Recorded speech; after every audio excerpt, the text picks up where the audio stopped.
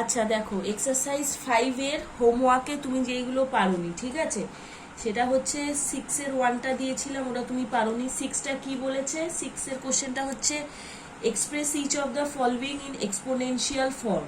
এটা হচ্ছে 6 এর question, express each of the following in exponential form. এবার 6 এর 1টা যেটা তুমি পারোনি সেটা হচ্ছে 512 express each of the following in exponential form. এটা হচ্ছে কোশ্চেন। যখনই এইরকম বলবে express each of the following in exponential form, কি করতে হবে? এটার এলসিএম করতে হবে, 512 এর এলসিএম করতে হবে। আমি 512 এর এলসিএম করছি, 512 এর এলসিএম করছি। 2 2 যা 4, ক্যারি 1, 2 5 যা 10, 2 6 যা 12। নর্মাল এলসিএম করছি।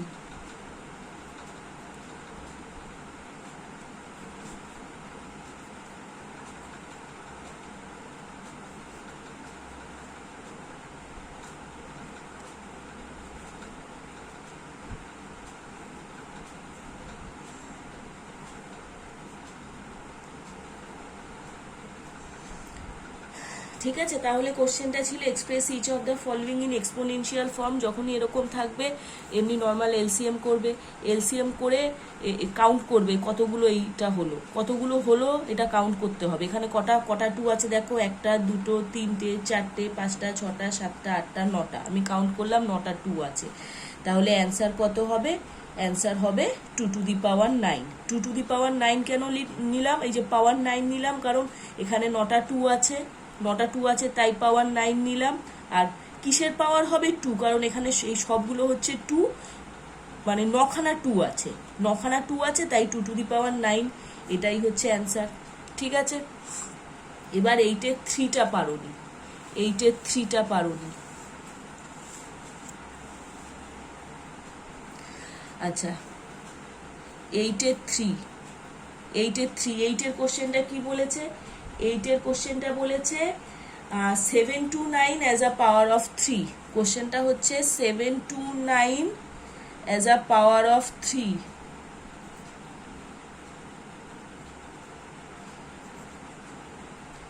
7 to 9 as a power of 3। তাহলে 7, এই যে 729 আছে, 729কে 3 এর পাওয়ারে আমাদের রিপ্রেজেন্ট করতে হবে। মানে 729কে এমনভাবে আমাকে এলসিএম করতে হবে যাতে ওটা আমি 3 এর পাওয়ারে লিখতে পারি, শুধু 3 এর পাওয়ার হবে, অন্য কিছু হবে না। তাহলে 729কে যেহেতু as a power of 3, as a power of 3 মানে কি? এই যে 3 লিখলাম, এই যে 3 এর ওপরে এখানে কিছু একটা পাওয়ার হবে, শুধু 3 এর পাওয়ারই হবে, অন্য কিছুর পাওয়ার হবে না। 3 ইন্টু 2 এর একটা কিছু পাওয়ার, এটা এরম হবে না, ঠিক আছে? শুধু 3 এর পাওয়ার হবে। এই 729কে অ্যাজ আ পাওয়ার অফ 3 মানে এই 729কে আমাদের এমনভাবে এলসিএম করতে হবে যাতে 3 এর পাওয়ারে আমরা রিপ্রেজেন্ট করতে পারি, অনলি 3 এর পাওয়ারে রিপ্রেজেন্ট করতে পারি। ঠিক আছে, তাহলে কি করতে হবে? আমাদের 3 দিয়েই এলসিএম করতে হবে। এবার 729কে 3 দিয়ে এলসিএম করছি, নর্মাল যে এলসিএম হয় সেই নর্মাল এলসিএম আমি করছি।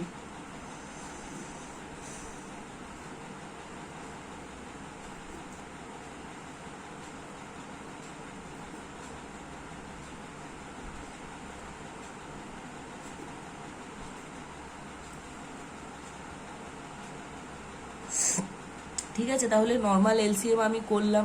নর্মাল এলসিএম করে আমার কটা 3 এলো? 1টা 2টো 3টে 4টে 5টা 6টা, আমার 6খানা 3 এলো। 1 2 3 4 5 6, মানে 6খানা 3 এলো আমার এলসিএম করে। তাহলে কি লিখবো? এই যে 3 টু দি পাওয়ার 6 লিখবো। অ্যান্সার হচ্ছে আমার 3 to the power 6, 3 to the power 6, এইটা হচ্ছে আমার অ্যান্সার। ঠিক আছে, 3 টু দি পাওয়ার 6। কেন 3 টু দি পাওয়ার 6 হলো? কারণ কোশ্চেনে বলেছে 729 অ্যাজ আ পাওয়ার অফ 3। 729কে আমাকে এমনভাবে ব্রেক করতে হবে যাতে অ্যান্সারটা 3 এর পাওয়ার, এই যে 3 এর পাওয়ারে আমার অ্যান্সারটা বেরোবে। ঠিক আছে, তাই 729কে 3 দিয়েই এলসিএম করলাম, 3 দিয়ে পুরো সব কটা 3 দিয়ে এলসিএম করলাম, তারপরে গুনলাম কটা 3 হলো, 6খানা 3 হলো, তাই 3 টু দি পাওয়ার 6 হয়ে গেল, ব্যাস।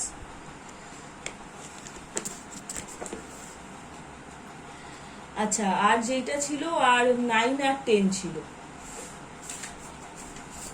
9 আর 10।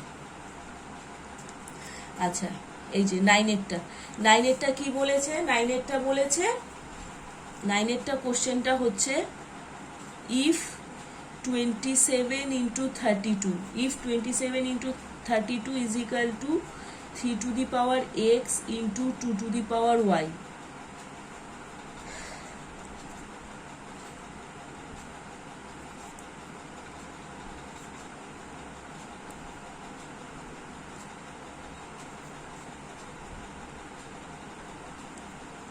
এটা হচ্ছে কোশ্চেন 9-এরটা। If 27 into 32 is equal to 3 to the power x into 2 to the power y, তাহলে find the value of x y. X আর ওয়াই এর ভ্যালু বার করতে বলেছে।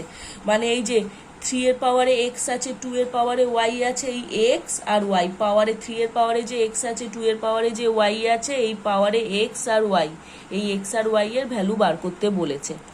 ঠিক আছে, তাহলে আমরা কি করব, আমি সামটাকে আমি লিখছি 27 into 32, 27 into 32 is equal to 3 to the power x into 2 to the power y. ঠিক আছে, এই এক্স আর ওয়াই এর ভ্যালু আমাদের বার করতে হবে।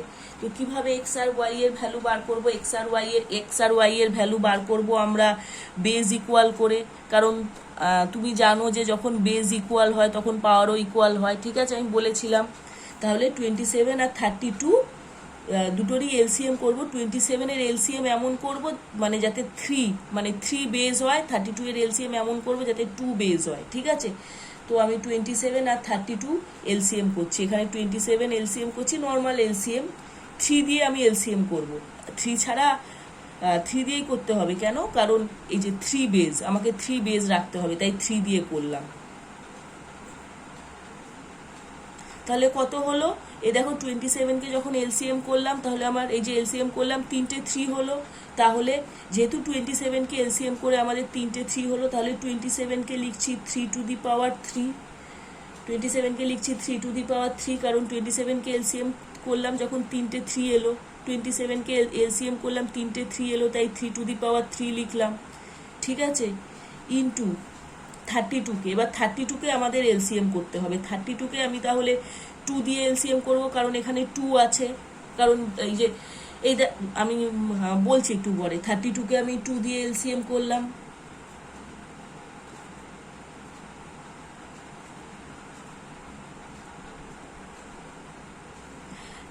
কে যখন আমি 2 দিয়ে এলসিএম করলাম, তাহলে কি হলো? 5টা 2 হলো, 1 2 3 4 5টা। তাহলে 32কে আমি 2 টু দি পাওয়ার 5 লিখতে পারি। কেন 32কে আমি 2 টু দি পাওয়ার 5 লিখলাম? 32কে আমি 2 টু দি পাওয়ার 5 লিখলাম কারণ 32কে আমি যখন এলসিএম করলাম 5খানা 2 এলো। ঠিক আছে, তাই 32কে আমি 2 টু দি পাওয়ার 5 লিখলাম। তাহলে 27কে আমি 3 টু দি পাওয়ার 3 লিখলাম, কারণ 27 এর এলসিএম করে আমার 3টে 3 এসছে। হ্যাঁ, আর 32 এর এলসিএম করে আমার এই 5টা 2 আছে, 5টা 2 এসছে, তাই 2 টু দি পাওয়ার 5 লিখলাম। ঠিক আছে, is equal to 3 to the power x into 2 to the power y. 27কে লিখলাম 3 টু দি পাওয়ার 3, 32কে লিখলাম 2 টু দি পাওয়ার 5, আর এই 3 to the power x into 2 to the power y as it is রেখে দিলাম। এবার আমরা একটা জিনিস জানি, যখন বেজ ইকুয়াল হয় পাওয়ার ইকুয়াল হয়। এখানে বেস 3, এখানেও বেস 3, এখানে এই যে বেস 3, এখানেও বেস 3, তার মানে কত? এক্স এর ভ্যালু 3, কারণ যখন বেজ ইকুয়াল, এখানে বেজ ইকুয়াল, এখানেও বেজ ইকুয়াল। যখন বেজ ইকুয়াল হয় পাওয়ারও ইকুয়াল হয়। ঠিক আছে, তাহলে এখানে 3 এর পাওয়ার আছে 3, এখানে 3 এর পাওয়ার আছে এক্স, কিন্তু বেজ দুটো সেম, এখানেও 3 বেজ, এখানেও 3 বেজ। তাহলে আমি লিখতে পারি x equals to 3। X equals to 3 লিখলাম কারণ এখানে 3 to the power 3, 3 to the power x. ঠিক আছে, এখানে বেজ ইকুয়াল, এখানে 3 বেজ, এখানেও 3 বেজ। যখন বেজ ইকুয়াল হয় পাওয়ার ইকুয়াল হয়, তাই যেহেতু বেজ ইকুয়াল, এই বেজ দুটো ইকুয়াল, তো power x is equal to 3 হয়ে যাবে।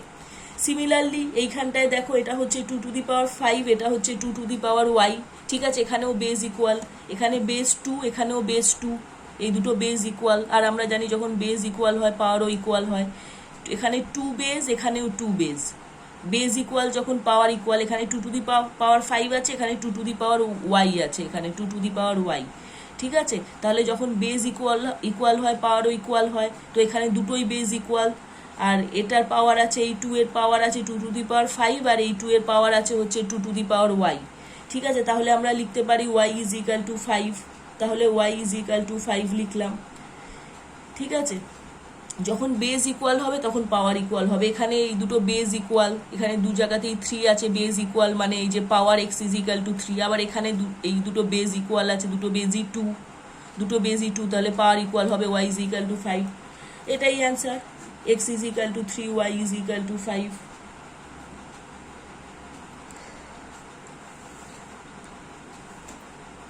আচ্ছা, এবার 10এরটা করব।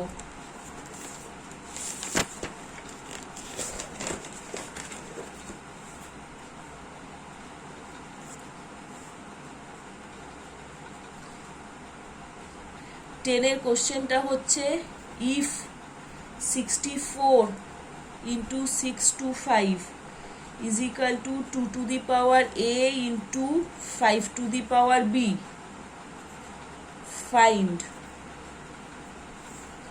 ফাইন্ড বলে দুটো পয়েন্ট আছে।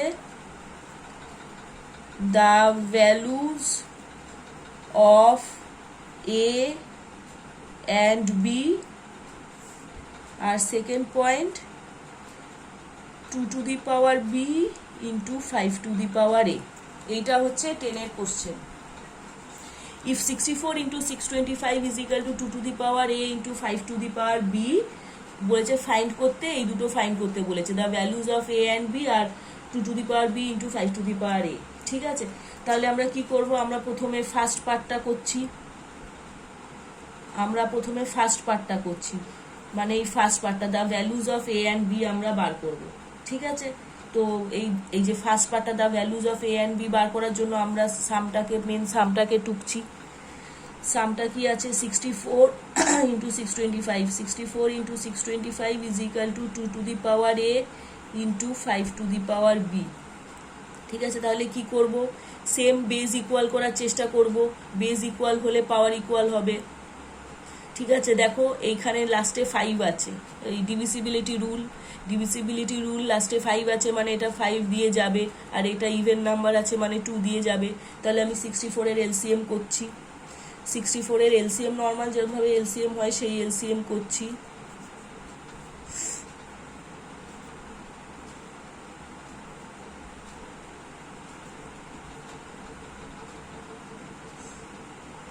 এলসিএম করলাম, 64-এর এলসিএম করলাম, এলসিএম করে তাহলে আমি 64-কে লিখতে পারি 2 টু দি পাওয়ার 6।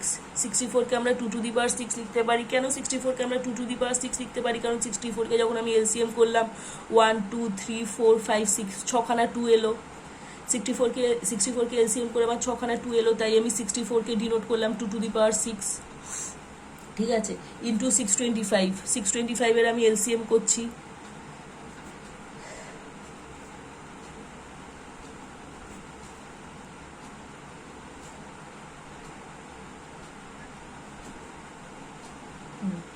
এই যে 625-এর আমরা এলসিএম করলাম, 625-এর এলসিএম করে আমার কটা 5 এলো, আমার 4টে 5 এলো। 625-এর এলসিএম করে আমার 4টে 5 এলো, মানে 625-কে আমরা লিখতে পারি 5 টু দি পাওয়ার 4। 625-কে আমরা 5 টু দি পাওয়ার 4 লিখতে পারি।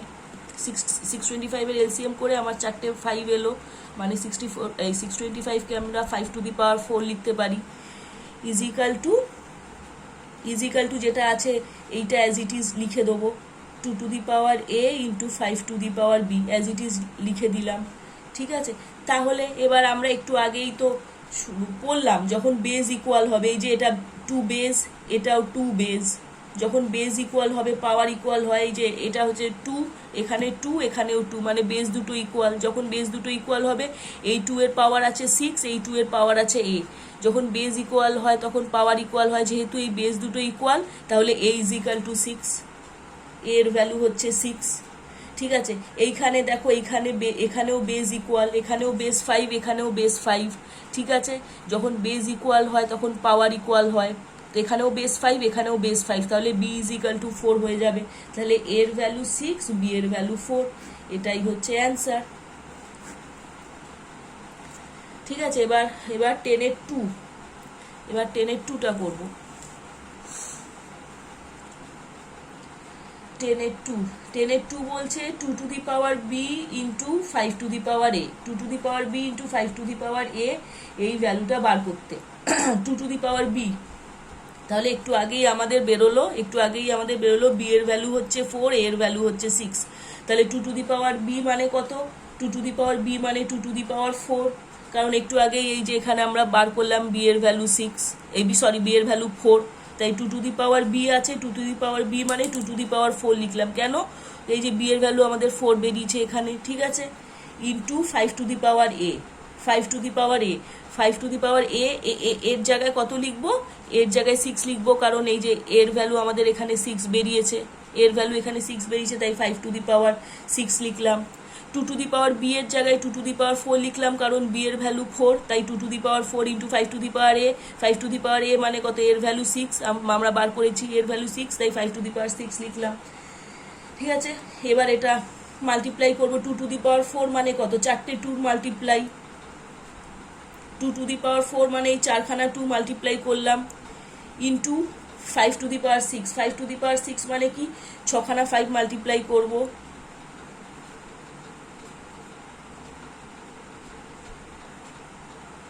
2 টু দি পাওয়ার 4 মানে হচ্ছে 4টে 2 মাল্টিপ্লাই করলাম, 5 টু দি পাওয়ার 6 মানে হচ্ছে 6টা 5 মাল্টিপ্লাই করলাম। ঠিক আছে, এবার এটা নর্মাল মাল্টিপ্লিকেশন হবে, বড় মাল্টিপ্লিকেশন হবে, মাল্টিপ্লাই করতে হবে ঠিক করে, মাল্টিপ্লাই করে অ্যান্সার বেরোবে, এইটা অ্যান্সার বেরোবে, এইটা হচ্ছে আমার অ্যান্সার। ঠিক আছে, হয়ে গেল।